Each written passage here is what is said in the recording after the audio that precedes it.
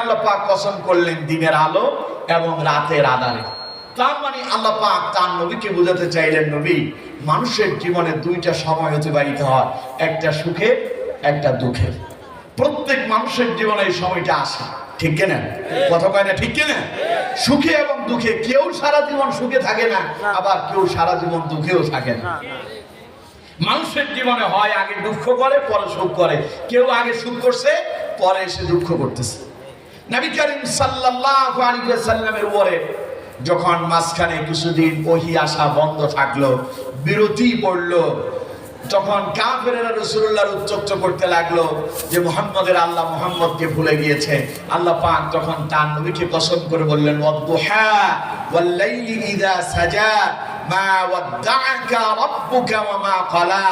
নবী, আমি দিনের কসম করে বলছি, ভোরের আলোর কসম, নিজম রাতের কসম, আল্লাহ কসম করে বললেন, মা ওয়াদ্দাআকা রাব্বুকা ওয়া মা ক্বালা। আপনার রব মোটেও আপনাকে ভুলে যাননি, তিনি আপনার প্রতি অসন্তুষ্ট হননি। সুবহানাল্লাহ।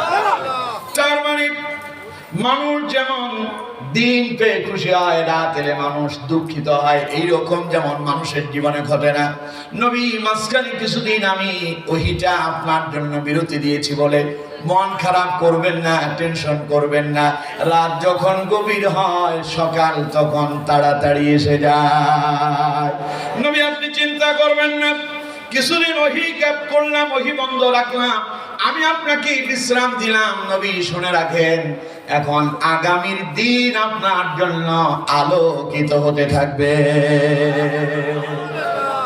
আমার বন্ধুগণ, আল্লাহ রাব্বুল আলামিন তার নবীকে ডেকে বললেন, মা ওয়াদ্দাআকা রাব্বুকা ওয়া মা ক্বালা ওয়ালাল আখিরাতু খায়রুল লাকা মিনাল উলা।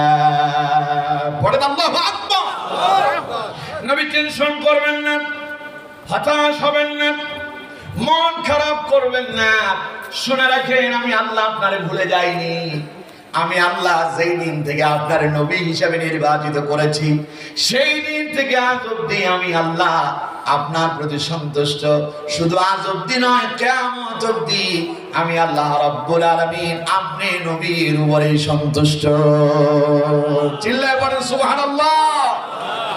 আল্লাহ রাব্বুল আলামিন বললেন, নবী, ওয়ালাল আখিরাতু খায়রুল লাকা মিনাল উলা। নবী, শুনেন, আপনার জন্য ইহকাল অপেক্ষায় পরকাল আমি আল্লাহ আপনার জন্য উত্তম বানায় দিয়েছি। এই আয়াতের দুইটা ব্যাখ্যা আছে। ওয়ালাল আখিরাতু খায়রুল লাকা মিনাল উলা।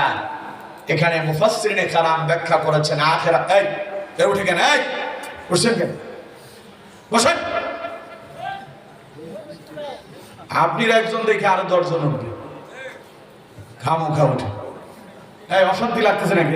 আপনি বলেন, খারাপ লাগতেছে? তুই তাই উঠেন কেন? না না, ওইটা ধরলে আমারে বলবে। উনি তো বললে অসুবিধা হচ্ছে, ওনার লাগলে উনি বলতো অসুবিধা হচ্ছে হুজুর, আমার একটু যেতে হবে। তাইলে আমি বলতাম, আপনি যান, তাড়াতাড়ি সেরে উজু করে চলে আসেন, ঠিক কিনা? এখানে বসে কাপড় চোপড় নষ্ট করা লাগবে। প্রয়োজন হলে ছুটি নেবেন, ছুটি নিয়ে যাবেন। যদি আপনার প্রস্রাব লাগে তাইলে 1 আঙ্গুল উঠাবেন, আর যদি পায়খানা লাগে তাইলে 2 আঙ্গুল উঠাবেন, তবে 3 নাম্বারটা করা যাবে না। এই পাশে বাথরুম আছে, টয়লেট, ওযুখানা, ওয়াশরুম সব আছে। সুতরাং লাগলে এখানে যাবেন, সাইডে আবার ভেতরে আসবেন, ঠিক আছে? তবে যাওয়ার আগে আমাকে দেখাইতে হবে 1 অথবা 2, 3 দেখানো যাবে না। একজন উঠেছে এক মাহফিল, শুনলাম আর কি, আসলে শোনা কথা। এক বক্তা বলছে, কয় যে আমি আলোচনা করতেছি, বললাম 1 আর 2 পর্যন্ত উঠাবেন, একজন 3 উঠাই ফেলছে। জিজ্ঞাসা করলাম 3 কেন উঠেছেন? কয় যে 3 মানে ওইটা চলবে না, 3 এখন হবে না, ঠিক না? 3কে চিরতরে কবর দিয়ে দেন। 3 যারা খায়, 3 নাম্বারে যারা যায়, ওই 3 নাম্বার ভালো না, ওইটা কলিজা জ্বালায় দেয়, ঠিক না? ওইটার গায়ে লেখা আছে ধূমপান মৃত্যুর কারণ। বিষ খাইলে মানুষ বাঁচে না মরে? কথা কয় না। বিষ খাওয়ার পরে মানুষ কি বেঁচে থাকে না মরে যায়? তাহলে সিগারেটের গায়ে লিখে আছে সিগারেট মৃত্যুর কারণ, ধূমপান মৃত্যুর কারণ। এখন এই ধূমপান কইরা সিগারেট খাইয়া হইল আপনার কাশি, কাশিটা থেকে হইল আপনার মৃত্যু। এবার ধরে নেন যদি ওইটা ধূমপানের কারণে হয়, চাইলে নিজেই আত্মহত্যা করেছে। আত্মহত্যা করলে জান্নাতে যাবে না জাহান্নামে যাবে? আত্মহত্যাকারীর জানাজা মসজিদের ইমাম সাহেব দেবে না, তবে মুমিন হিসেবে তার জানাজা হবে আত্মীয় স্বজনরা পড়াবে। কারণ নবী করিম সাল্লাল্লাহু আলাইহি সাল্লামের কাছে এরকম একজন আত্মহত্যাকারী ব্যক্তির লাশ নিয়ে আসা হয়েছে। রাসূলুল্লাহ বললেন আমি তার জানাজা পড়বো না, তোমাদের মনে চাইলে তোমরা পড়ো। অসংখ্য সাহাবী বললেন যেই জানাজা রাসূল পড়লেন না আমরাও পড়বো না। সুতরাং মুমিন হিসেবে জানাজা হয়ে যাবে ঠিকই, তবে ধূমপান করে মৃত্যুবরণ করলে আপনি হবেন জাহান্নামী। তাহলে 3 নাম্বার যেটা, ওইটা চিরতরে কবর দেন। পারবেন তো ইনশাআল্লাহ? আল্লাহ বুঝার তৌফিক দান করেন, পড়েন আমিন। তাহলে আমার বন্ধুগণ, এই আয়াতে ওয়ালাল আখিরাতু খায়রুল লাকা মিনাল উলা, দুইটা কথা এখানে আল্লাহ পাক বলছেন। এক হচ্ছে আখিরাত, আরেকটা হলো উলা। এখানে আখিরা বলে কেউ কেউ বলেছেন এখানে আল্লাহ পাক পরকালকে বুঝিয়েছেন যে নবী ওয়ালাল আখিরাতু খায়রুল লাকা মিনাল উলা। উলা বলে আল্লাহ পাক দুনিয়ার জগৎকে বোঝালেন যে নবী দুনিয়ার চাইতে আপনার জন্য পরকালটা উত্তম। আবার কেউ কেউ বলেছেন আখিরা বলে পরবর্তী সময় বোঝানো হয়েছে, উলা বলে পূর্ববর্তী সময় বোঝানো হয়েছে। তার মানে নবী আপনার প্রত্যেক পূর্ব দিনের চাইতে পরবর্তী দিনগুলো হবে উত্তম। দুইটা অর্থই ঠিক আছে। দুইটা অর্থই কি? সবাই বলেন কি আছে? যেমন আমরা ধরলাম আখিরা মানে পরবর্তী দিন, আর উলা মানে পূর্ববর্তী দিন। তাহলে এবার আমরা এটার তাফসীর শুনি। প্রথম আল্লাহ রাব্বুল আলামিন বললেন মা ওয়াদ্দাআকা রাব্বুকা ওয়া মা ক্বালা। নবী হে, আমি আপনাকে ভুলে যাইনি, আপনার প্রতি অসন্তুষ্ট হইনি। ওয়ালাল আখিরাতু খায়রুল লাকা মিনাল উলা। আমার নবী শুনেন, আপনার জন্য কি অপেক্ষা করছে। আপনার প্রত্যেক পূর্ব দিনের চাইতে পরবর্তী দিনগুলো হবে উত্তম। তার মানে নবী এখন আপনি মার খাচ্ছেন, গাল মন্দ শুনতেছেন, কাফেরেরা আপনারে পাগল বলতেছে, কাফেরেরা আপনাকে মাজনুন বলছে, ওরা আপনাকে মিথ্যাবাদী বলছে, কাফেররা আপনাকে অস্বীকার করছে, আপনি অনেক কষ্টে দিন অতিবাহিত করছেন। আল্লাহ পাক বললেন নবী এই কষ্ট বেশি দিন থাকবে না, সামনে আপনার জন্য আগামী এমন একদিন আসতেছে যেই দিনটা হবে এর চাইতে উত্তম। সুবহানাল্লাহ। আমার বন্ধুগণ এবার দেখুন, বিশ্বনবীর প্রত্যেক পূর্ববর্তী দিনের চাইতে পরবর্তী দিনগুলোকে আল্লাহ পাক আলোকিত করলেন। যেমন প্রথম রাসূলুল্লাহ দাওয়াত দিতে শুরু করলেন তার ঘরের ভেতরে। প্রথমেই নবীজি দাওয়াত দিলেন তার একেবারে কাছের মানুষ, প্রিয় মানুষ হযরতে খাদিজাতুল কুবরা রাদিয়াল্লাহু তাআলা আনহাকে, আপন স্ত্রীকে তিনি দাওয়াত দিলেন। স্ত্রী প্রথমেই রাসূলুল্লাহর দাওয়াত পাওয়ার সঙ্গে সঙ্গে কোন প্রশ্ন করা ছাড়া পড়ে নিলেন লা ইলাহা ইল্লাল্লাহ মুহাম্মাদুর রাসূলুল্লাহ, পড়েন সাল্লাল্লাহু আলাইহি ওয়াসাল্লাম। হযরতে খাদিজা ঈমান কবুল করলেন। হযরতে খাদিজা ঈমান কবুল করার পরে রাসূলুল্লাহ এবং খাদিজা দুইজন নামাজ আদায় করতেছেন। এই দৃশ্য দেখলেন হযরতে আলী। তখন হযরতে আলীর বয়স হলো মাত্র 10 বছর। হযরত আলী রাদিয়াল্লাহু তাআলা আনহু তিনিও রাসূলুল্লাহর কাছে এলেন, তিনিও কালিমা পড়ে মুসলমান হয়ে গেলেন। এবার দাওয়াত চলে গেল রাসূলুল্লাহর বন্ধু হযরত আবু বকর সিদ্দিক রাদিয়াল্লাহু তাআলা আনহুর কাছে। হযরত আবু বকর সিদ্দিক তিনিও কালিমা পড়ে মুসলমান হলেন।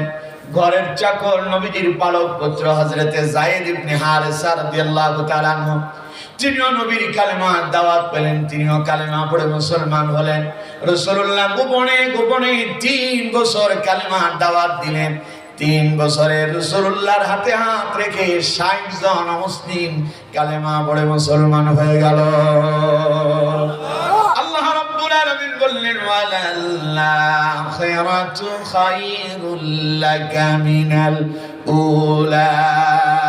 নবী আপনি তো 0 থেকে শুরু করলেন, 3 বছরে আমি 60 জন বানায় দিলাম। 3 বছর পরে আল্লাহ পাক তার নবীকে বললেন ফাসদা' বিমা তু'মার ওয়া আ'রিদ আনিল মুশরিকিন। বলেন আল্লাহু আকবার। আল্লাহ পাক বললেন নবী আর গোপনে নয়, এবার কালেমার দাওয়াত প্রকাশ্যে দিতে থাকেন। কাফেরদেরকে পরোয়া করবেন না, ভয় পাবেন না, মুশরিকদেরকে পরোয়া করবেন না, প্রকাশ্যে কালেমার দাওয়াত চালান আদেশ কার? চিল্লায় বলেন কার? আমরাও 16 বছর বহু কৌশলে ওয়াজ করছি। আমরা কৌশলে বললেও আপনারা তখন রাজনীতি বলেছিলেন, ঠিক কিনা? আমরা কৌশলে বলার পরে আপনারা মসজিদের ইমামের চাকরি খেয়েছেন, ঠিক কিনা? আপনারা বলেছেন হুজুর তো রাজনীতি করতেছে, ঘুরায় বাসায় ওই দিকেই যায়। আমি আপনাদেরকে বলি কৌশলে বললে যা, প্রকাশ্যে বললেও। রাসূলুল্লাহ গোপনে কৌশলে দাওয়াতি কাজ করলেন 3 বছর। এবার আল্লাহ বললেন ফাসদা' বিমা তু'মার ওয়া আ'রিদ আনিল মুশরিকিন। নবী মুশরিকদেরকে পরোয়া করবেন না, এবার ডাইরেক্ট চালাবেন। সুবহানাল্লাহ খান। তার মানে 16 বছর আমরা কৌশলে বলেছি, এখন আর কৌশল হবে না, এখন কোরআনের কথা আমি প্রকাশ্যে, ঠিক কিনা? এখন আর কোনো ভয় নাই, ঠিক কিনা? এখন যারা বলবে যে হুজুর একটু লাইন টাইন কাইটা পাশ কাইটা যান, বুঝতে হবে তার অসুবিধা আছে। কথা কয় না কেন? কারণ আপনার কাছে কোরআনের কথা বলতে কোনো লাইন টাইন করা যাবে না, কোরআনের কথা হবে ডাইরেক্ট। কোরআনের কথা কি হবে? ডাইরেক্ট। আল্লাহ যেভাবে বলছে সেইভাবে বলা লাগবে, ঠিক কিনা? কোরআনের কথা গোপন করা যাবে? আপনার কথায় কোরআনের কথা হবে না, কোরআনের কথা হবে আল্লাহ এবং তার রাসূলের দেখানো পদ্ধতি এবং তরিকা মোতাবেক, ঠিক কিনা? আমার বন্ধুগণ, তাইলে 16 বছরে যে দাওয়াতি কাজ গোপনে হয়েছিল তাতে অগ্রগতি আছে না নাই? আরো জোরে বলতে হবে, আছে না নাই? অগ্রগতি কেমন হইল? 16 বছর পরে যখন সেনা প্রধান বললেন যে বৈঠকে আজ কারা ছিল, প্রথমে ইসলামী আন্দোলন নাম দিয়ে শুরু হয়েছে। কথা কয় না কেন? তার মানে 16 বছর যে ইসলামী আন্দোলনের উপর নির্যাতন হলো, যে আলেমদেরকে জেলখানায় বন্দী করা হলো, যাদেরকে মিথ্যা মামলা দিয়ে ফাঁসি দেওয়া হলো, প্রথমে তাদের কথা এসেছে। তার মানে ইসলামের বিজয় ঢঙ্কা বেজে উঠেছে, ঠিক কিনা? অপেক্ষা করেন, আগামীর বাংলাদেশ হবে কোরআনের বাংলাদেশ, আগামীর বাংলাদেশ হবে ইসলামের বাংলাদেশ, আগামীর বাংলাদেশ হবে দুর্নীতি মুক্ত বাংলাদেশ, আগামীর বাংলাদেশ হবে সন্ত্রাস মুক্ত বাংলাদেশ, ঠিক কিনা? ওই বাংলাদেশ দেখতে চান? কথা পায় না, দেখতে চান? কারা কারা চান দেখি 2 হাত তুলে আল্লাহ দেখান। নারে তাকবীর, নারে তাকবীর। আল কোরআনের আলো, আল হাদিসের আলো,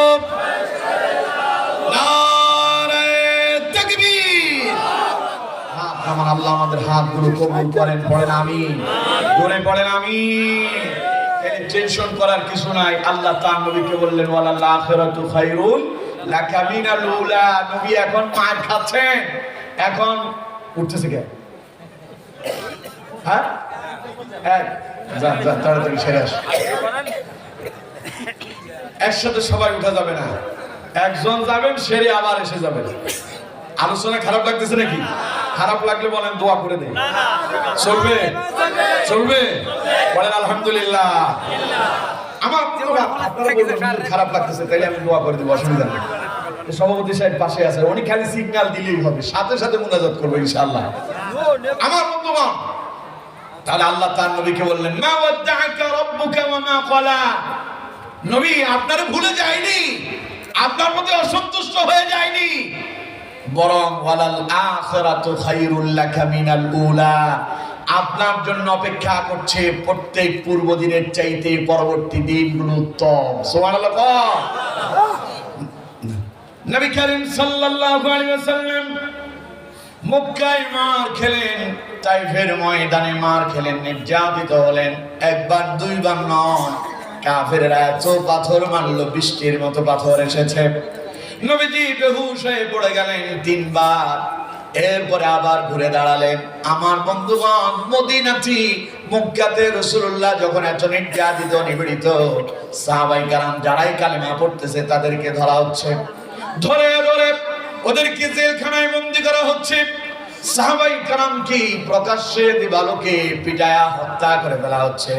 আমার বন্ধুগণ, আল্লাহ রাব্বুল আলামিন বললেন, নবী টেনশন করবেন না, হতাশ হয়ে যাবেন না, এই নির্যাতন নিপীড়ন দেখে অস্থির হবেন না। ওয়ালাল আখিরাতু খায়রুল লাকা মিনাল উলা। এই নির্যাতন নিপীড়ন জুলুম অত্যাচার একদিন বন্ধ হবে, সামনে আলোর মুখ দেখা যাবে। সুবহানাল্লাহ। আমার বন্ধুগণ, চতুর্দিক থেকে নির্যাতন এলো, জুলুম অত্যাচার হলো। বিশ্ব নবীর জন্য এবার আল্লাহর পক্ষ থেকে ওহী নাযিল হলো। আল্লাহ পাক বললেন, নবী সাহাবীদেরকে আস্তে আস্তে করে হিজরতের দিকে পাঠায়া দেন, মদিনায় পাঠায়া দেন। একজন দুইজন করে সাহাবায়ে কেরাম মদিনার দিকে রওনা হয়ে গেলেন। সব শেষ রাসূলুল্লাহর কাছে আল্লাহ রাব্বুল আলামিন ওহী প্রেরণ করলেন, নবী আজ আপনাকেও এই মক্কা থেকে হিজরত করে মদিনায় চলে যেতে হবে। যেই রাতে রাসূলুল্লাহ মক্কা থেকে হিজরত করে মদিনায় রওনা হচ্ছেন, ওই রাতে কাফেরেরা বসে এমন এক বৈঠক করলো, আজ রাতে মুহাম্মদ সাল্লাল্লাহু আলাইহি সাল্লামকে তারা হত্যা করবে। বলেন নাউজুবিল্লাহ। তাদের একটা গোপন বৈঠক হলো, সেখানে সিদ্ধান্ত হয়ে গেল আজ মুহাম্মদ সাল্লাল্লাহু আলাইহি সাল্লামের হুজরাকে তারা ঘেরাও করবে, নবীর ঘর ঘেরাও করা হবে, রাসূলুল্লাহকে আজ যেখানেই পাবে তারা হত্যা করবে। আমার বন্ধুগণ, এই সিদ্ধান্ত যখন তারা নিল, আল্লাহ পাক তখন বলছেন, ওয়া মা কারু ওয়া মা কারাল্লাহ ওয়াল্লাহু খায়রুল মাকিরিন। আল্লাহ রাব্বুল আলামিন বলেন, কাফেরেরা ষড়যন্ত্র চক্রান্ত করে, আমি আল্লাহ পাক কৌশলে কৌশলে ইসলামের বিজয় এনে দেয়। ওরা সবাই কাফেরেরা রাত্রিবেলায় অস্ত্র নিয়ে রাসূলুল্লাহর হুজরা ঘেরাও করছে। আল্লাহ পাক তার নবীকে বললেন, নবী সময় এসেছে, হিজরতের জন্য তৈরি হয়ে যান, রওনা হয়ে যান। বিশ্ব নবী যখন রওনা হবেন, বাইরে চতুর্দিকে কাফেরেরা দাঁড়ায় আছে। আল্লাহ পাক বললেন, নবী টেনশন করবেন না, এক মুষ্টি বালু হাতে নেন। রাসূলুল্লাহ বালু হাতে নিলেন। আল্লাহ রাব্বুল আলামিন বললেন, নবী এবার কোরআনুল কারীমের আয়াত তিলাওয়াত করতে থাকেন। বিশ্ব নবী কোরআনুল কারীমের আয়াত তিলাওয়াত করলেন। আল্লাহ রাব্বুল আলামিনের প্রিয় নবী সূরা ইয়াসিন থেকে তিলাওয়াত করলেন, ইয়াসিন ওয়াল কুরআনিল হাকীম ইন্নাকা লামিনাল মুরসালিন আলা সিরাতিন মুস্তাকিম تنزيل العزيز الرحيم لتنذر قوما ما أنذر آباؤهم فهم غافلون وجعلنا من بين أيديهم سدا ومن خلفهم سدا فأغشيناهم فهم لا يبصرون. قل الله أكبر. নবীজি বললেন, وجعلنا من بين أيديهم سدا ومن خلفهم سدا فأغشيناهم فهم لا يبصرون. আল্লাহ পাক বললেন, নবী আয়াত তিলাওয়াত করেন আর আপনার হাতের ভিতরে থাকা মুষ্টিবদ্ধ বালিগুলো সামনের দিকে নিক্ষেপ করেন। রাসূলুল্লাহ যখন হাতের ভিতরে থাকা মুষ্টিবদ্ধ ওই বালিগুলো সামনে নিক্ষেপ করলেন, আল্লাহ রাব্বুল আলামিন সব বালিগুলো নিয়ে ওই কাফেররা যারা চতুর্দিকে রাসূলুল্লাহকে হত্যা করার জন্য ঘেরাও করেছে তাদের চোখের ভেতরে পৌঁছায়া দিল।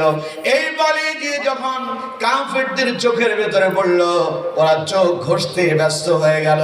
এমন সময় আল্লাহ পাক তার নবীকে মক্কা থেকে বের করে মদিনার দিকে হিজরত করানো শুরু করে দিলেন। মক্কার লোকেরা রাসূলুল্লাহকে হত্যা করার জন্য চেষ্টা করলো। আল্লাহ পাক বলেন, নবী চিন্তা করবেন না, আমি আল্লাহ রাব্বুল আলামিন আপনার জন্য এমন কিছু ফয়সালা করে রেখেছি, ওয়ালাল আখিরাতু খায়রুল লাকা মিনাল উলা। এই দুঃখ আপনার বেশি দিন থাকবে না, এই দুর্দশা বেশি দিন হবে না। সামনে আমি আপনার জন্য আলোকিত জীবনের ব্যবস্থা করে রেখেছি। নবীজি যখন মক্কা থেকে রওনা হয়ে মদিনার দিকে রওনা হচ্ছেন, মদিনার লোকেরা রাসূলুল্লাহকে পাওয়ার জন্য অধীর আগ্রহে বসে আছে। ছোট্ট শিশুরাও রাস্তায় ঘুরে ঘুরে দৌড়ায় আর বলে নতুন নবী আসবে মদিনায়। বালকেরা বসে আছে কখন রাসূলুল্লাহ আসবে। কেউ গাছের উপরে বসে আছে, কেউ পাহাড়ের উপরে বসে আছে, মুহাম্মদ সাল্লাল্লাহু আলাইহি সাল্লাম কখন আসবেন। বিশ্ব নবী যখন রওনা হলেন মদিনার দিকে, মদিনার কাছাকাছি যখন রাসূলুল্লাহ এলো, বালকেরা পাহাড়ে বসে বসে রাসূলুল্লাহকে দেখতে পেল। বিশ্ব নবীর নুরানি চেহারা মোবারক দেখে তারা গান ধরলো, তালাআল বাদরু আলাইনা মিন সানিয়াতিল ওয়াদা ওয়াজাবা শুকরু আলাইনা মাদাআ লিল্লাহি দা। রাতে রাদার কেটে কেটে আকাশে চাঁদ উঠলো, ওই রাতে রাদার কেটে কেটে তালাআল বাদরু আলাইনা মিন সানিয়াতিল ওয়াদা ওয়াজাবা শুকরু আলাইনা মাদাআ লিল্লাহি দা। আল্লাহু আকবার। মদিনার যুবকেরা, মদিনার ছোট্ট ছোট্ট শিশুরা তারা গান ধরতেছে আর বলতেছে, মনে হয় যেন অন্ধকার মদিনায় আজকে যেন 14 তারিখের পূর্ণিমার চাঁদ উদিত হলো। মদিনার সব অন্ধকার দ্রবিত আলোর মুখ দেখতে লাগলো। আল্লাহ রাব্বুল আলামিন বললেন, নবী টেনশন করবেন না। কাফেররা বলে, আমি নাকি আপনারে ভুলে গিয়েছি। মা ওয়াদ্দাআকা রাব্বুকা ওয়া মা ক্বালা। না না নবী, আমি আপনাকে ভুলে যাইনি, আপনার প্রতি অসন্তুষ্ট হইনি। ওয়ালাল আখিরাতু খায়রুল লাকা মিনাল উলা। আপনার প্রত্যেক পূর্ব দিনের চাইতে পরবর্তী দিনগুলো হবে উত্তম, এত উত্তম হবে। আল্লাহ রাব্বুল আলামিন বললেন, নবী অপেক্ষা করেন। ওয়ালা সাউফা ইউতিকা রাব্বুকা ফাতারদা। অচিরে আমি আল্লাহ আপনাকে এত দেব যে আপনি নবী খুশি হয়ে যাবেন। চিল্লায় পড়েন সুবহানাল্লাহ। ওয়ালা সাউফা ইউতিকা রাব্বুকা ফাতারদা। নবী আপনারে আমি আল্লাহ এত দান করব আপনি খুশি হয়ে যাবেন। সুবহানাল্লাহ বলেন না? মক্কায় রাসূলুল্লাহ মার খেলেন, নির্যাতিত হলেন। মদিনায় যাওয়ার সঙ্গে সঙ্গে মদিনার লোকেরা রাসূলুল্লাহকে দেখে তারা স্লোগান ধরল, বিশ্ব নবীর আগমন, শুভেচ্ছার স্বাগত। সুবহানাল্লাহ বলে। যে মক্কায় রাসূলুল্লাহ মার খেলেন, মদিনায় আসার পরে আল্লাহ রাব্বুল আলামিন রাসূলুল্লাহকে খালি মদিনায় রাখেনি নাই, বরং মদিনার প্রেসিডেন্ট বানায়া দিলেন। প্রেসিডেন্ট হওয়ার কথা ছিল তার আগে আব্দুল্লাহ ইবনে উবাই, মুনাফিকের নেতা, মুনাফিকের সর্দার। রাসূল মদিনায় যাওয়ার আগে ওই মদিনার লোকেরা চিন্তা করছিল আব্দুল্লাহ ইবনে উবাইকে নেতা বানাবে, কিন্তু রাসূলুল্লাহরে পাইয়া তারা আব্দুল্লাহ ইবনে উবাইর কথা ভুলে গেল। বিশ্ব নবীরে তারা নির্বাচিত করে নেতা বানায় নিল। সুবহানাল্লাহ। এখন নবী খুশি না বেজার? জোরে বলেন খুশি না বেজার? আল্লাহ বলছেন, ওয়ালা সাউফা ইউতিকা রাব্বুকা ফাতারদা। নবী আপনারে এত দেব যে আপনি খুশি হয়ে যাবেন। এবার আল্লাহ রাব্বুল আলামিন আবারো যেন তার নবীকে বললেন, ওয়ালাল আখিরাতু খায়রুল লাকা মিনাল উলা। নবী সামনের দিনগুলো এর চাইতে আরো উত্তম হবে, টেনশন করবেন না। মক্কায় বহু মার খেয়েছেন, নির্যাতিত হয়েছেন, নিপীড়িত হয়েছেন। মদিনায় আসার পরেও ইহুদিরা রাসূলুল্লাহর বিরুদ্ধে ষড়যন্ত্র করলো। মদিনায় মুনাফিক তৈরি হলো। মুনাফিকেরা সামনে সেই রাসূলুল্লাহর পক্ষ নিত আর পেছনে পেছনে রাসূলুল্লাহকে হত্যার ষড়যন্ত্র করত। বলেন নাউজুবিল্লাহ। মুনাফিক বুঝেন? মুনাফিকদেরকে চেনা অনেক কঠিন। মুনাফিক আপনার সাথেই আছে, আপনি চিনতে পারবেন না। কারণ মুনাফিকের মুনাফিকের মুখেও দাড়ি থাকে, মুনাফিকের গায়ে পাঞ্জাবি থাকে, মুনাফিকও নামাজ পড়ে। চিনবেন কেমনে? মুনাফিক সেনার সহজ একটা উদাহরণ আপনাদেরকে দিলেই আপনারা বুঝে যাবেন। মুনাফিক হলো তারা যারা উপরে লেবেল লাগায়, ভেতরে ইসলামের বিরুদ্ধে ষড়যন্ত্র করে। হুজুরের কাছে এলে ওনার মতো ভালো মানুষ আর একজনও নাই, একেবারে হুজুরের কাছে মোসাফা করে হুজুর আমার জন্য একটু দোয়া করিয়ে দাও। আর ভেতরে ভেতরে সেই মুসল্লিটা যেটা হুজুরের হাতে হাত লাগায় মোসাফা করে দোয়া চেয়েছে, তিনি বসে আছেন কিভাবে হুজুরকে এই মসজিদ থেকে বের করা যায়। ঠিক কিনা? কথা কয় না ঠিক কিনা? এই জাতের মুনাফিকটা আপনাদের এলাকায় নাই না? নাই নাই। ফাউ কথা বলে আমাদের বিপদে ফেলায় না। এখানে তো নাই, এখানেও আছে। থাকলে ভালো হয়ে যান, মুনাফিকেরা ভালো হয়ে যান। শোনেন, কাফেররা মরলে যাবে কই? কথা কয় না। কাফের মরলে যাবে কই? ইহুদি মরলে যাবে কই? নাসারারা মরলে যাবে কই? তবে তারা জাহান্নামে যাবে এটা ঠিক, কিন্তু যারা মুনাফিক নামাজও পড়ে, কোরআনও পড়ে, মুখে দাড়িও রাখে, মাথায় টুপিও দেয়, কিন্তু ইসলামের বিরোধিতা করে, আল্লাহ পাক তাদের জন্য শুধু জাহান্নামী বলেন নাই, আল্লাহ পাক বলছেন ইন্নাল মুনাফিকিনা ফিদ দারকিল আসফালি মিনান নার। এই মুনাফিকদেরকে দেওয়া হবে জাহান্নামের একেবারে অতল গভীরে। কাফেরদেরকেও সেই জাহান্নাম দেওয়া হবে না, মুনাফিকদেরকে যে জাহান্নামে দেওয়া হবে। কারণ আমার দেশে একখান কথা আছে, বন্ধু শত্রুর চাইতে দুর্বৃত্ত শত্রু উত্তম। কারণ আপনার বন্ধু যদি শত্রু হয়, আপনার সকল গোপন বিষয় সে জানে, আপনার বিপদে ফেলা তার জন্য কঠিন নয়। আর যদি শত্রু যদি দূরের হয়, বাইরের হয়, সে আপনাকে অ্যাটাক করার আগে বারবার চিন্তা করবে। ঠিক কিনা? এই মুনাফিকেরা হচ্ছে কাফেরদের চাইতেও জঘন্য। নামাজ পড়ে আবার ইসলামের বিরুদ্ধে কাজ করে। এই মুনাফিকের নেতা আব্দুল্লাহ ইবনে উবাই, সেও একই রকম কাজ করেছে, যে কাজগুলো বিগত 16 বছরে হয়েছে। ঠিক কিনা? কথা কয় না ঠিক কিনা? এই মুনাফিকরা করলো কি? কোরআনের মাহফিল করতে তাদের থেকে অনুমতি লাগবে। কোরআন কার? সবাই বলেন কোরআন কার? আমরা কার? আসমান কার? জমিন কার? ওরাও বলে খালি নামাজ পড়ে না, তাহাজ্জুদ নাকি পড়ে?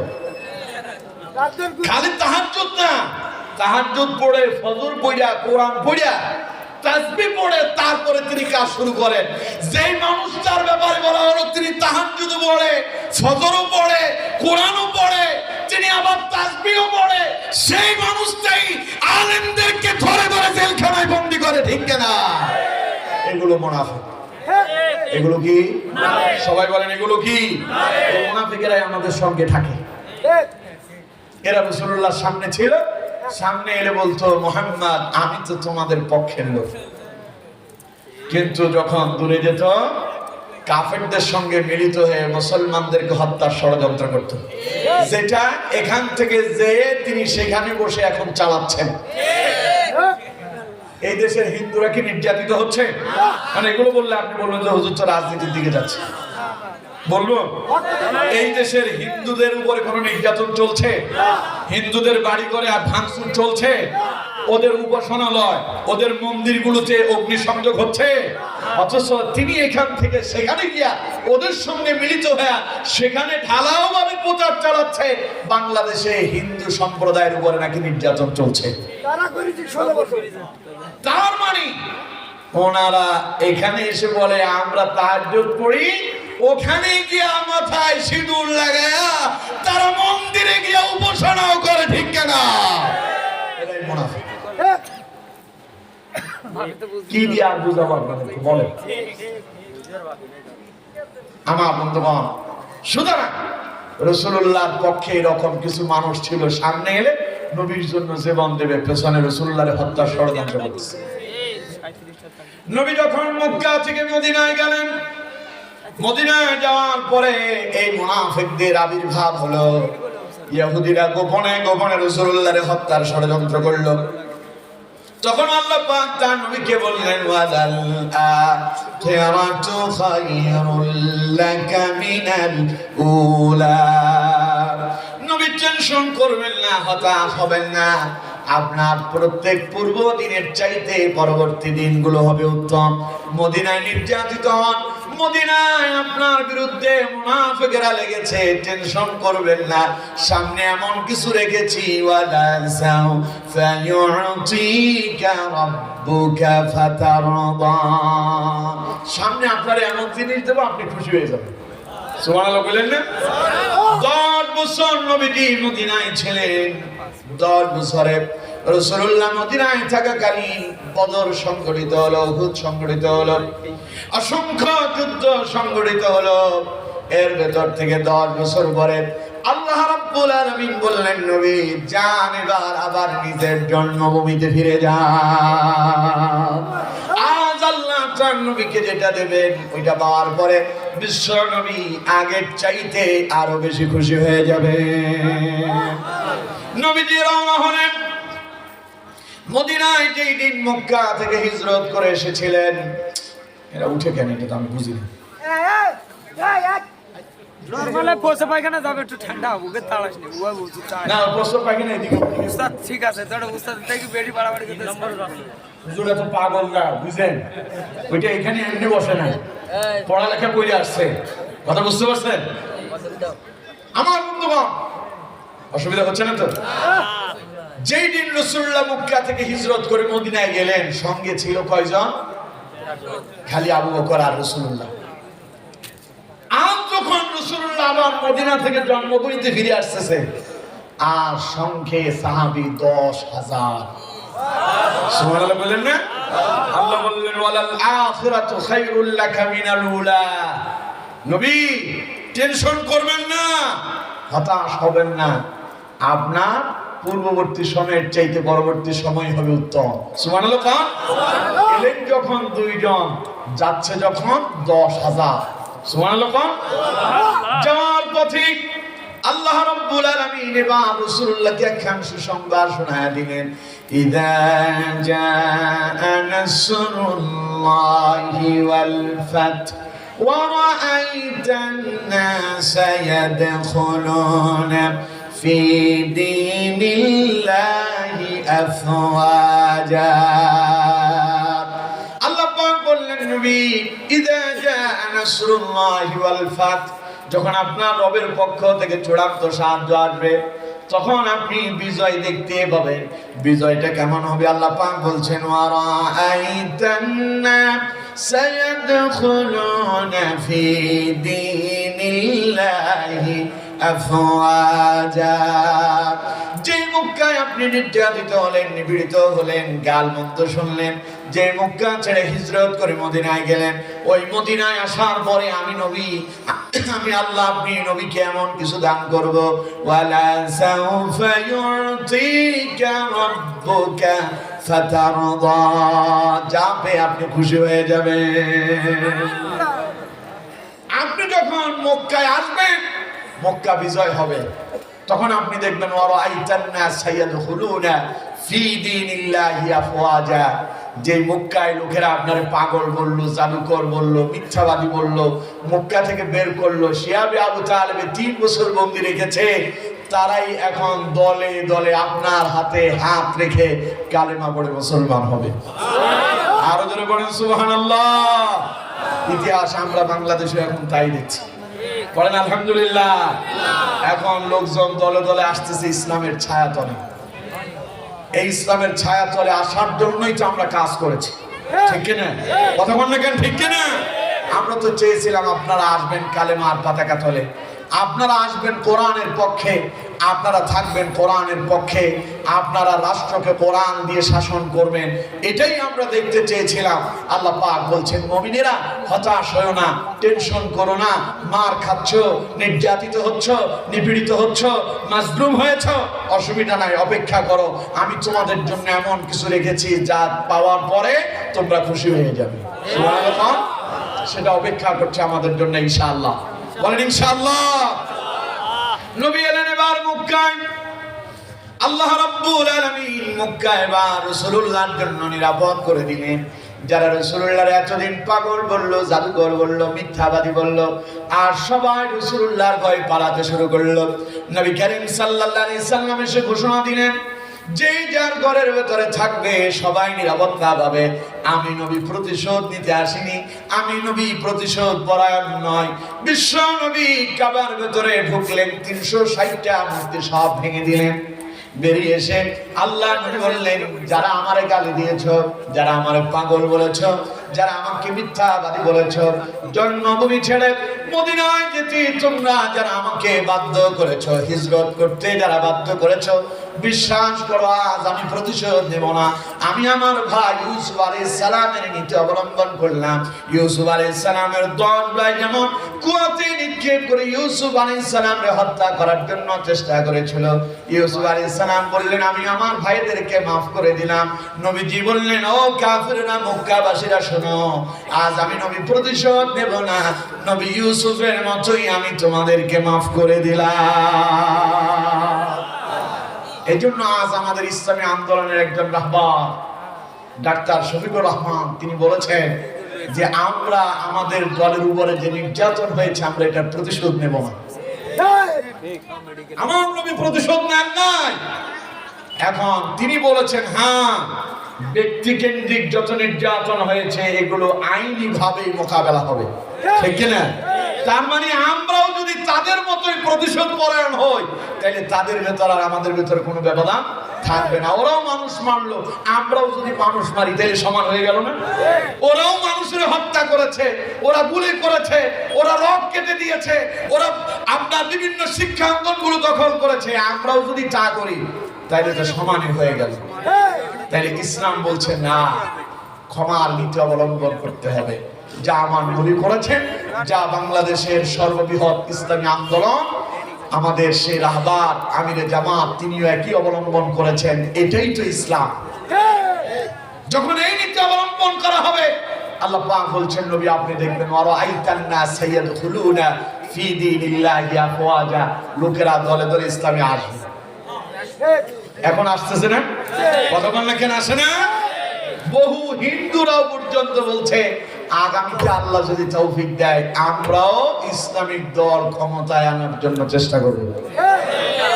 সত্য ঘটনা আমি বলি, এক সেলুনে আমি চুল কাটতে গেলাম, সেলুনের সেই হিন্দু লোকটা আমার বলতেছে, হুজুর বিগত 53 বছরে তো সবাইকে দেখলাম, এবার চিন্তা করছি এবার আপনাদেরকে দেখবো। আমি বললাম যে কেমনি দেখবেন? কয়েক চিন্তা করছি আমরা ফুল ফ্যামিলি, আমরা চিন্তা করছি এবার ইসলামের পক্ষে আমাদের রায় দেব। বলেন আলহামদুলিল্লাহ। তার মানে আমরা যদি কোরআনের নীতি অবলম্বন করি আমাদের দিকে মানুষ আসবে, এই কথা কার? আরো জোরে বলেন কার? সুতরাং আমরা প্রতিশোধ পরায়ণ নয়, আমরা প্রতিশোধ নেব না। তবে হ্যাঁ, অন্যায় যারা করছে তাদেরকে বিচারের সম্মুখীন হতে হবে, আইন নিজের হাতে তুলে নেব না।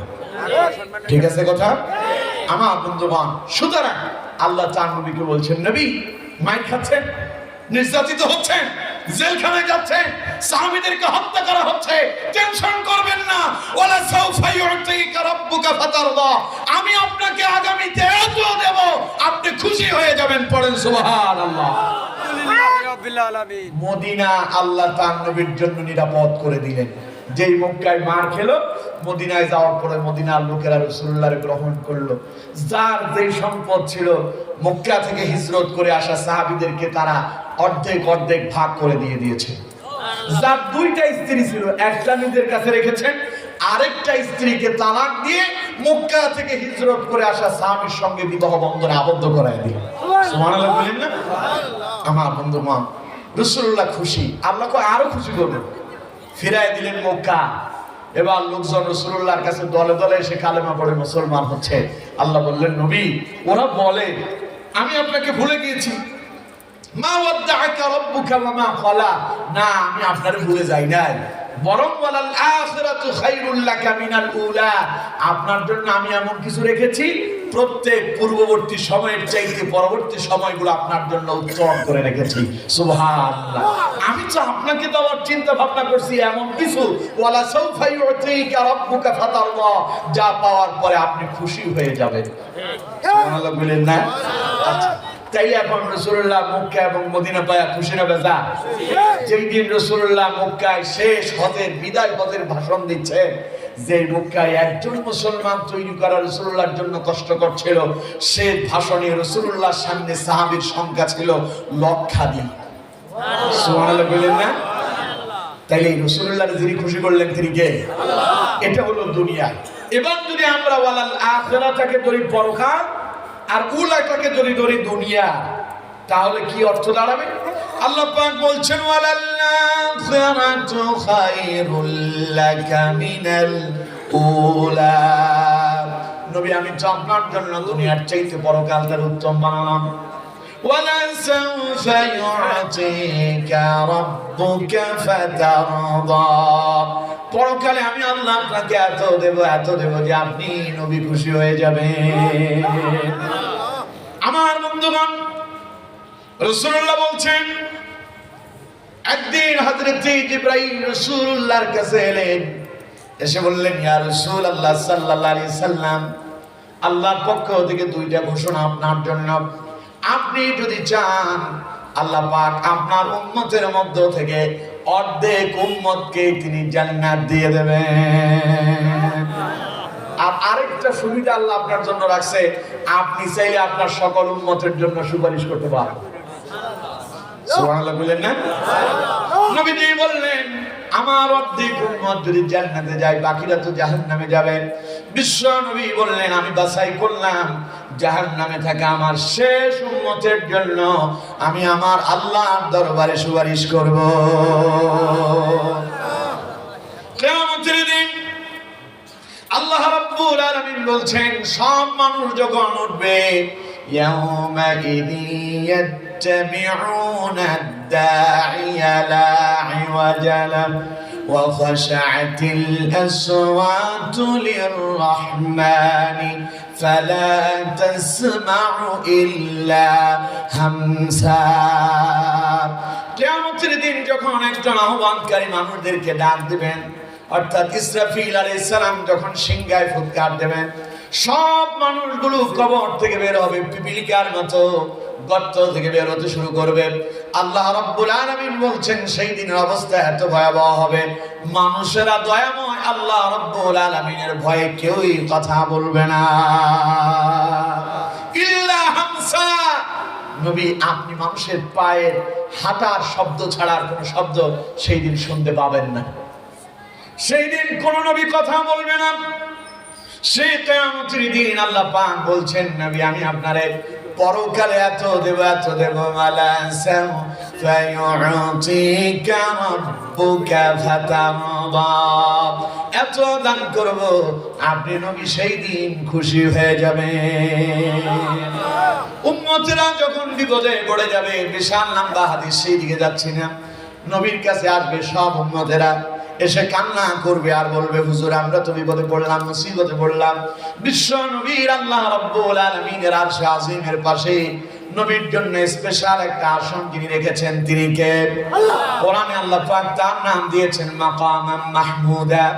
মাকামে মাহমুদ আল্লাহ পাক কিয়ামতের দিন তার নবীকে দান করবেন। বিশ্ব নবী ওইখানে সিজদায় পড়ে পড়ে কাঁদবেন। নবী সিজদায় গিয়া বলবেন, রাব্বি হাবলি উম্মতি। সিজদায় পড়ে যখন নবীজি কাঁদবেন, আল্লাহ পাক বলবেন, নবী কাঁদেন কেন? উম্মতের কি হয়েছে? আমার বন্ধুগণ, নবীজি সিজদায় পড়ে পড়ে কাঁদে। আল্লাহ পাক তখন বলবেন, নবী টেনশন করবেন না, আজ আপনার কান্নার দিন নয়, আজ আপনি কান্না করবেন, আপনি আমার বন্ধু, আমি তা সহ্য করতে পারবো না। নবী মাথা উঠান, আপনার সব উম্মতকে বাছাই করে সঙ্গে নিয়ে আপনি জান্নাতে চলে যান। আমার বন্ধুগণ, সেই দিন সুপারিশ করার অনুমতি পাবেন নবীজি। শুধু সুপারিশই করবেন না, হাদিসের ভেতরে এসেছে, বিশ্ব নবী বলেন, সব নবীর উম্মতেরা জান্নাতের দরজায় গিয়ে উপস্থিত হবে, নবীরাও এসে দাঁড়াবেন। জান্নাতের দরজায় গিয়ে সকলেই বলবে কে দরজা খোলার জন্য ভেতরে নক করবে, কে নক করবে, কার কথায় দরজা খোলা হবে? গিয়ে দেখবে জান্নাতের দরজা বন্ধ। সকলেই বলবে পৃথিবীর প্রথম মানব আদম আলাইহিস সালাম, তিনি আমাদের আদি পিতা, সুতরাং আদম আলাইহিস সালাম বললেই হয়তো দরজা খুলতে পারে। দরজার সামনে গিয়া কলিং বেল চাপ দেওয়া হবে। আমি বোঝানোর জন্য বলছি, হয় না এরকম বাড়িতে মেহমান আসলে সালাদ দিয়ে প্রবেশ করতে না। আমার বন্ধুগণ, ভেতর থেকে জবাব আসবে কে? হযরত আদম আলাইহিস সালাম বলবেন আমি আদম আলাইহিস সালাম, পৃথিবীর প্রথম মানব। ভেতর থেকে জবাব আসবে অপেক্ষা করেন, এখন অনুমতি আসে নাই। সুবহানাল্লাহ কোন? সবাই চিন্তা করবে তাহলে এবার কে বলবে? এবার বলবে তাহলে ইব্রাহিম আলাইহিস সালাম করুক, কারণ তিনি তো জাতির পিতা। ইব্রাহিম আলাইহিস সালাম আবারও যাবেন। ভেতর থেকে জিজ্ঞাসা করা হবে কে? ইব্রাহিম আলাইহিস সালাম বলবেন মিল্লাতা আবিকুম ইব্রাহিম হুয়া সাম্মাকুমুল মুসলিমিন। আমি জাতির পিতা ইব্রাহিম, আমি মুসলমানদের নাম রেখেছি, সুতরাং দরজা খুলে দাও। ভেতর থেকে যা বলবে অপেক্ষা করো, এখনো দরজা খোলার পারমিশন পাওয়া যায় নাই। আমার বন্ধুগণ, সকলে বলবে তাহলে মুসা আলাইহিস সালাম এবার একটু চেষ্টা করে দেখুক। আবার আওয়াজ দেওয়া হবে, ভেতর থেকে জবাব আসবে কে? মুসা আলাইহিস সালাম বলবেন আমি মুসা আলাইহিস সালাম, মুসা কালিমুল্লাহ, যিনি দুনিয়ায় থেকে আসমানে আল্লাহর সঙ্গে কথা বলেছেন। ভেতর থেকে জবাব আসবে অপেক্ষা করেন, এখনো অনুমতি পাওয়া যায় নাই। সব শেষ, সবাই বলবে তাহলে মুহাম্মদ সাল্লাল্লাহু আলাইহি সাল্লাম একটু দেখো। বিশ্ব নবী আওয়াজ দেবেন, ভেতর থেকে জবাব আসবে কে?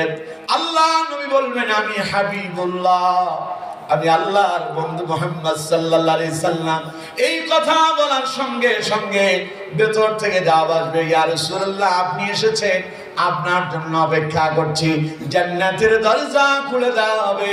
নবীজি তার সঙ্গে 1 লক্ষ অনুসারী নিয়ে সব নবীর আগে জান্নাতে প্রবেশ করবে। আল্লাহ রাব্বুল আলামিন বলছেন নবী, কাফেররা বলে আপনার আল্লাহ আপনাকে বলে গিয়েছে না মা ওয়াদাআকা রাব্বুকা ওয়া মা ক্বালা। আল্লাহ আপনারে ভুলে যান নাই, আপনার প্রতি অসন্তুষ্ট হন নাই। যেই দিন তিনি আপনাকে নবী হিসেবে নির্বাচিত করেছেন, সেই দিন থেকে কিয়ামত পর্যন্ত আল্লাহ আপনার প্রতি সন্তুষ্ট। ওয়ালাল-আখিরাতু খায়রুল লাকা মিনাল উলা। আমি তো আপনার জন্য দুনিয়ার চাইতে উত্তম করে পরকালকে সাজায় রেখেছি। পরকালে আমি আপনাকে এত দান করব। ওয়ালা সাউফা ইউতিকা রাব্বুকা ফাতারদা। কিয়ামতের দিন আমি আল্লাহ আপনার এত দান করব, আপনি নবী সেই দিন খুশি হয়ে যাবে। সুতরাং আমার বন্ধুগণ, জীবনে মানুষের হতাশা আসবে, কখনো সুখ আসবে, কখনো দুঃখ আসবে, আসাটাই স্বাভাবিক। কিন্তু আমার বন্ধুগণ, মনে রাখতে হবে বিপদ আসলে আল্লাহরে ভুলে যাওয়া যাবে। মনে রাখতে হবে আল্লাহ আপনাকে পরীক্ষা করছেন। ব্যবসায় উন্নতি হয় না, কাজেতে বরকত নাই। পড়ালেখা শেষ করছেন, অনেক দিন হয়েছে, চাকরি বাকরি হয় না। পাসপোর্ট বানায়া পাসপোর্ট জমা দিয়েছেন, ওইটাতে এখনো ভিসা লাগে না। টেনশন করার কোনো কারণ নাই, তোমার ভাগ্যে এখনো পরিবর্তন আসে নাই। সুতরাং দোয়া করো। রাসূলুল্লাহ বলেছেন দোয়ার মাধ্যমে ভাগ্যের পরিবর্তন হবে। সুবহানাল্লাহ। লা ইয়ারুদ্দুল কাযা ইল্লা দুআ। রাসূলুল্লাহ বলেছেন ভাগ্য পরিবর্তন হবে দোয়ার মাধ্যমে। তাহাজ্জুদ পড়ো, নামাজ পড়ো, আল্লাহরে ডাকো আর বলো আল্লাহ আমার ব্যবসায় বরকত দাও, আমার চাকরির ব্যবস্থা করে দাও, আমার পাসপোর্টে ভিসা লাগায় দাও। আল্লাহ কয় আমি আল্লাহ দায়িত্ব নিয়ে তোর সব হতাশা দূর করবো। বলেন সুবহানাল্লাহ। ঋণ করে মানুষ হতাশ হয়, আছে না এরকম? ঋণের টেনশনে অনেক মানুষ আত্মহত্যা করে, ইতিহাস এটা বাংলাদেশেই বেশি। আমার বন্ধুগণ, ঋণ যত বড়ই হোক হতাশ হওয়ার কোন কারণ নাই। যিনি আপনার ঋণের বোঝা হালকা করে দিতে পারেন তিনি কে? চিল্লায় বলেন কে?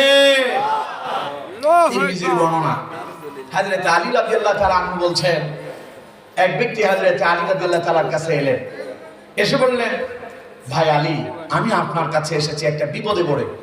আমি একজন কৃতদাস, আমি একজন গোলাম, আমি আমার মনিবের সঙ্গে আবদ্ধ হয়েছে এই চুক্তিতে যে আমি তাকে কিছু পয়সা দেব, তিনি আমাকে মুক্ত করবেন। এখন আমি সেই পয়সা এখনো জোগাড় করতে পারি নাই, রেডি করতে পারি নাই, আপনার কাছে একটু সহযোগিতার জন্য এসেছি। হযরত আলী বললেন, শোনো, আমি তোমাকে এমন এক দোয়া শিখিয়ে দিচ্ছি যা রাসূল আমারে শিখিয়েছেন। এই দোয়াটা তুমি নিয়মিত করতে থাকো। তোমার যদি পাহাড় সমতুল্য হয়, আল্লাহ রাব্বুল আলামিন তা মুক্তির ফয়সালা করে দেবেন। দোয়া শিখিয়ে দিলেন। হযরত আলী বললেন, তুমি পড়ো, আল্লাহুম্মা কফিনি বিহালালিকা আন হারামিক ওয়া আগনিনি বিফাদলিকা আম্মান সিওয়াক। পড়েন আমি। রাসূল শিখিয়ে দিচ্ছেন আলীকে, আলী এইভাবে আল্লাহর বলো, আল্লাহুম্মা কফিনি বিহালালিকা আন হারামিক, আল্লাহ তোমার হালালের মাধ্যমে আমারে বরকত দাও আর হারাম থেকে তুমি আমাকে মুক্তি দাও। সুবহানাল্লাহ। ওয়া আগনিনি বিফাদলিকা আম্মান সিওয়াক, অনুগ্রহ করে তোমার দয়ার মাধ্যমে তুমি আমাকে অন্যের মুখাপেক্ষী করো না, বরং আমাকে আমার নিজের উপরে আত্মনির্ভরশীল করে দাও। সুবহানাল্লাহ পড়েন। এই দোয়া করবেন, হতাশা যিনি দূর করবেন তিনি কে? আরো জোরে বলেন কে? সুতরাং মনে রাখতে হবে মানুষের জীবনে দুইটা সময়, একটা দুঃখের আর একটা সুখের। কোরআনে আল্লাহ পাক বলছেন, ফা ইন্না মাআল উসরি ইউসরা, ইন্না মাআল উসরি ইউসরা, দুঃখের পরেই সুখ। দুঃখের পরেই কি কথা কয় না, দুঃখের পরেই। আজ দুঃখ করছেন, কষ্ট করছেন, সামনে সুখ অপেক্ষা করছে। এই যে কত আলেমরা মায়ের খেলো, কত মানুষ নির্যাতিত হলো, জেলখানায় বন্দী ছিল, আয়নাঘরে বন্দী ছিল, কত মানুষ খুন হয়েছে, কত মানুষ খুন হয়েছে। এখন আবার বিজয় দিয়া তাদেরকে যিনি সন্তুষ্ট করলেন তিনি কে? এজন্য হতাশ হওয়া যাবে না। আল্লাহ তার নবীকে বললেন, নবী আমি আপনাকে এত দান করবো, আপনি খুশি হবেন। আপনিও আল্লাহর কাছে চান। এই কোরআনের এই সূরা দিয়ে আল্লাহ আপনাকে হতাশা থেকে বের করছেন। আমার বান্দারা হতাশ হয়ো না, আমি আল্লাহ তোমাদেরকে দেব। এখন দুঃখ করছো, আগামীতে এত দিব, তুমি খুশি হয়ে যাবে। সুবহানাল্লাহ বলেন না? আমার বন্ধুগণ, আল্লাহ এবার তার নবীকে কিছু উপমা দিচ্ছেন। তিনটে উপমা দিলেন। নবী আমি কি আপনাকে দেই না? কে বলতেছেন? নবীকে আল্লাহ পাক বলছেন।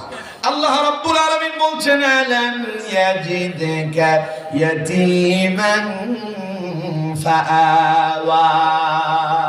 নবী ভুলে যাবেন না, স্মরণ করেন সেই দিনের কথা যখন আপনি ছিলেন ইয়াতীম। দুনিয়া আসার আগে আপনার বাবা ইন্তেকাল করেছে। আপনি দুনিয়া আসার পরে কিছুদিন পরে মা মারা গেল। বয়স যখন আপনার 8 বছর, তখন আপনার দাদাও চলে গেল। আলাম ইয়াজিদকা ইয়াতীমান ফাআওয়া। আমি আল্লাহ কি সেই দিন আপনাকে ভুলে গিয়েছি নাকি? নবী সেই দিন আমি আল্লাহ ইয়াতীম অবস্থায় আপনারে পেয়েছি। আমি আল্লাহ আপনার আশ্রয়ের ব্যবস্থাও করেছি। সুতরাং হতাশ হবেন না। আপনার জীবনের দিকে তাকান, পেছনের দিকে তাকান। আল্লাহ তখনও বিপদ থেকে আপনার মুক্তি দিয়েছেন, আগামীতেও তিনি আপনাকে দিতে পারেন কি পারেন না? আল্লাহর ক্ষমতা আছে না নাই? আমার বন্ধুগণ, আবু তালেব একদিন রাসূলুল্লাহ কি বললেন? রাসূলুল্লাহর চাচা আবু তালেবকে, কথা বলেন, আবু তালেবকে নবীর চাচা, যিনি রাসূলুল্লাহর লালন পালন করলেন। আবু তালেব একদিন রাসূলুল্লাহকে বললেন, মুহাম্মদ সাল্লাল্লাহু আলাইহি সাল্লাম, তোমাকে একটা ঘটনা জিজ্ঞাসা করতে চাই। আবু তালেব বললেন, মুহাম্মদ, একদিন রাত্রিবেলা তোমার মা তোমাকে ঘর থেকে বের করে উঠানে নিয়ে এসেছিল। চাঁদনি রাতে তোমার মা তোমাকে বিছানা বেঁধে যখন বাইরে নিয়ে এলো, আমি দূর থেকে তাকায় দেখতে পেলাম তুমি আকাশের চাঁদটা দিয়ে তাকায় আছো। তুমি যখন ডান দিকে তাকাও, আকাশের চাঁদটা ডান দিকে চলে যায়। তুমি যখন বাম দিকে তাকাও, আকাশের চাঁদটা বাম দিকে চলে যায়। মুহাম্মদ, যদিও তুমি নবী, আমি ঈমান আনতে পারি নাই, তোমার কাছে জানতে চাই এমন ঘটনা কেন ঘটেছিল? বিশ্ব নবী বললেন, চাচা, আমি যখন দুনিয়া এলাম, আমার সবচাইতে কাছের মানুষ, আপন মানুষ, যিনি আমাকে দেখে খুব খুশি হতেন, তিনি আমার জন্মদাতা পিতা। মা সন্তান যখন দুনিয়ায় আসে, একটা সন্তান হওয়ার পরে আব্বা দৌড় দিয়া বাজারে গিয়া সবার আগে মিষ্টি কিনে নিয়ে আসে, ঠিক কিনা? নতুন জামা কিনে নিয়ে আসে, জন্ম হওয়ার আগেই জামা কাপড় রেডি রাখে। কিন্তু আমার বন্ধুবান বিশ্ব নবী আসবেন, বাবা নাই, কে আজ তার জন্য করবে? নবীজি বললেন, সেই দিন আমার বাবা ছিল না, কে আমার লালন পালন করবে? তাই বলে আমার আল্লাহ আমাকে একা ছেড়ে দেন নাই। খেলনা হিসেবে আসমানের ওই চাঁদটাকে আল্লাহ রাব্বুল আলামিন আমার অধীনস্থ করলেন। আমি ডানে তাকাই, চাঁদ ডানে চলে যায়, আমি বামে তাকাই, চাঁদ বামে চলে যায়, সামনে তাকাই তো চাঁদ সামনে চলে আসে। আল্লাহ রাব্বুল আলামিন বলেন, নবী স্মরণ করেন সেই দিনের কথা। আলাম ইয়াজিদকা ইয়াতীমান ফাআওয়া, অতীতে তো আমি আপনাকে দিয়েছিলাম, ইয়াতীম অবস্থায় পেয়েছিলাম, সেই দিন আশ্রয়ের ব্যবস্থাও আমি আল্লাহই করেছিলাম। আজ ওরা বলছে যে আমি আপনার থেকে মুখ ফিরাই এনেছি, না, আপনার জন্য সামনে বহু কিছু অপেক্ষা করছে। সুবহানাল্লাহ। এরপরে আল্লাহ রাব্বুল আলামিন বললেন, ওয়াজাদাকা দাল্লান ফাহাদা। অতীতে আল্লাহ তার নবীকে যে দিলেন, দ্বিতীয় নম্বরটা বললেন, নবী ওয়াজাদাকা দাল্লান ফাহাদা, নবী আপনি তো পথ দেখতে পাচ্ছিলেন না। এখানে দাল্লান বলে আবার নবীকে পথভ্রষ্ট বলা যাবে না। অনেকে বলে নবী ছিলেন পথভ্রষ্ট, নাউজুবিল্লাহ। রাসূলুল্লাহ কখনো পথভ্রষ্ট ছিলেন? পথভ্রষ্ট মানে গোমরাহী। নবী জীবনে কোনোদিন গোমরাহিতে নিমজ্জিত ছিলেন না। এটা হলো যে রাসূলুল্লাহ যখন দাওয়াতি কাজ শুরু করবেন, কেমনে শুরু করবেন, কোন জায়গা থেকে কিভাবে স্টার্ট করবেন, এটা রাসূলুল্লাহ জানতেন না।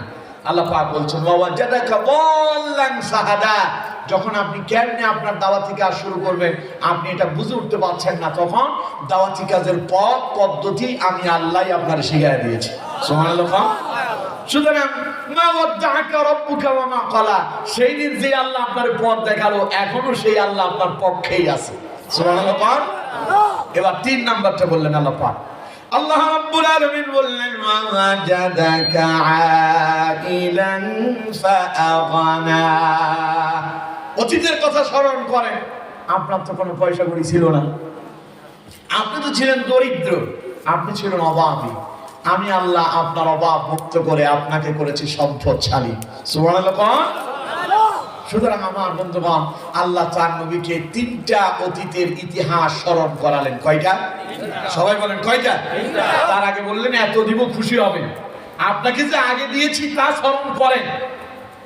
এবার আল্লাহ তার রাসূলকে 3টা উপদেশ দিলেন। কয়টা উপদেশ?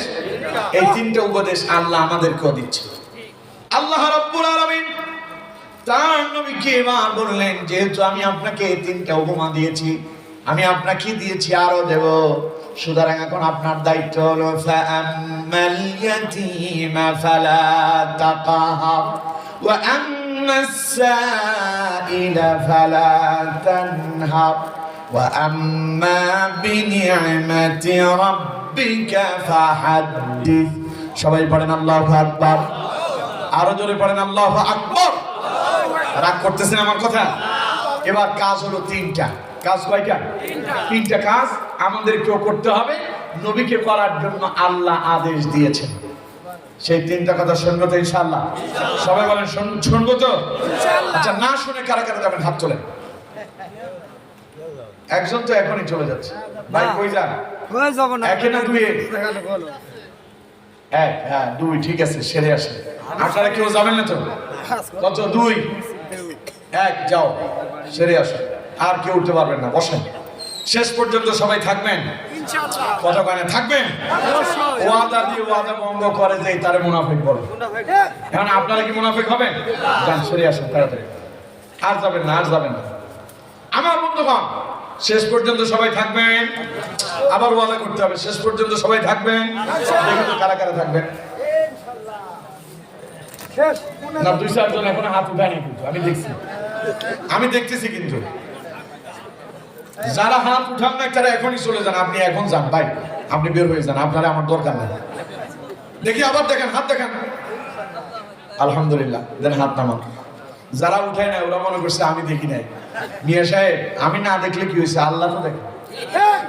আপনি কোরআনের ময়দানে বসে থাকবেন, হাত উঠাইতে পারেন না, জান্নাত এত সোজা না? এত সোজা?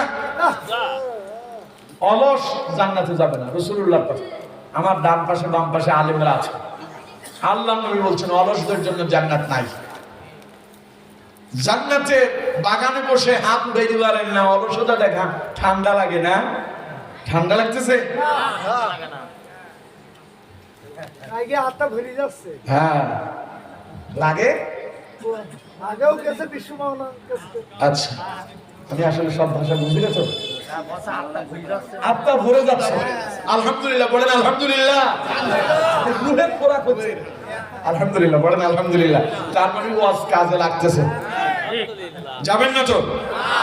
যারা বাইরে দাঁড়ায় আছেন, আমরা আলোচনা শেষ করব, চলে আসেন, দোয়া করবো আপনাদেরকে নিয়ে। আসেন আসেন আসেন, ভেতরে চলে আসেন, দাঁড়ায় থাকবেন না, আসেন। এই আমি আপনাদেরকে ডাকছি কোরআনের দিকে, কিন্তু আমি আপনাদেরকে জান্নাতের দিকে আহ্বান করছি। যারা যাবেন বুঝতে হবে জান্নাতের পথ থেকে দূরে সরে যাচ্ছেন। আপনাকে জান্নাতের ভেতরে ডাকছি, আসেন, ভেতরে চলে আসেন। দোয়া করব খুব তাড়াতাড়ি, আর বেশি সময় নেব না। রাত 12:15 বেজে গেছে, 11:15 বেজে গেছে। আমি উঠছি যে প্রায় 2 ঘন্টা হয়ে গেল, সুতরাং আর বেশি সময় নেব না। এখন দোয়া করব, ভেতরে আসেন সবাই, আসেন আসেন আসেন, চলে আসেন। হ্যাঁ জি, আমি এটা বুঝতে পেরেছি, বুঝতে পেরেছি। জি আসেন, ভেতরে আসেন, আসেন ভেতরে আসেন। এখনো বাইরে কেন? আসেন ভিতরে। ওনারা কি ভলান্টিয়ারের লোক, মানে কমিটির যারা দায়িত্ব পালন করছেন? আপনারা চলে আসেন, এখন আর লাগবে না, এখন ফিনিশিং, এখন আর লাগবে না। সবাই চলে আসেন, ভেতরে চলে আসেন, ভেতরে চলে আসেন। এই বলছেন না যাবেন না, কই যান?